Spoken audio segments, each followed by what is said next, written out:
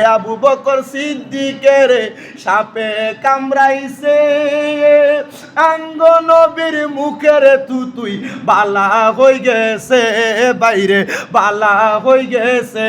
হায়রে সেই যুগে কি উজা বৈদ্য এগুণ ছিল নি, বিজ্ঞানীদের বিজ্ঞানী আঙ্গ নবীজি বলেন বিজ্ঞানীদের বিজ্ঞানী। আবু বকর সিদ্দিকের সাপে কামড়াইছে, আঙ্গ নবীর মুখের তুতু বালা হয়ে গেছে, বাইরে বালা হয়ে গেছে।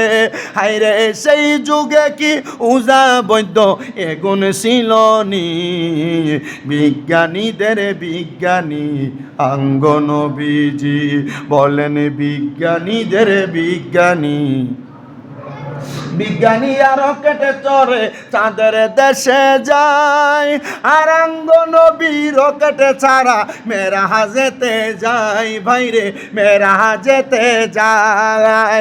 সেই যুগে কি রকেটে বিমান এগুণ ছিল নি, বিজ্ঞানীদের বিজ্ঞানী আঙ্গ নবী বলেন বিজ্ঞানীদের বিজ্ঞানী।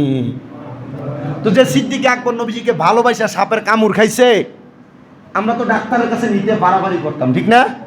আর নবীজি কি লাগাই দিছেন বলেন না, কি লাগাই দিছেন? থুতু। আর মোবারক বলেন থুতু, বলেন থুতু। নবীজির আঙ্গুল, চুল, পা, পায়খানা, প্রস্রাব, নবীজির সব মোবারক বরকতওয়ালা। আম্মাজান আয়েশা সিদ্দিকা বলে আল্লাহর হাবিব যখন হাদত করতেন, আমি আম্মাজান আয়েশা সিদ্দিকা কোনোদিন নবীজির প্রস্রাব পায়খানা মোবারক দেখি নাই।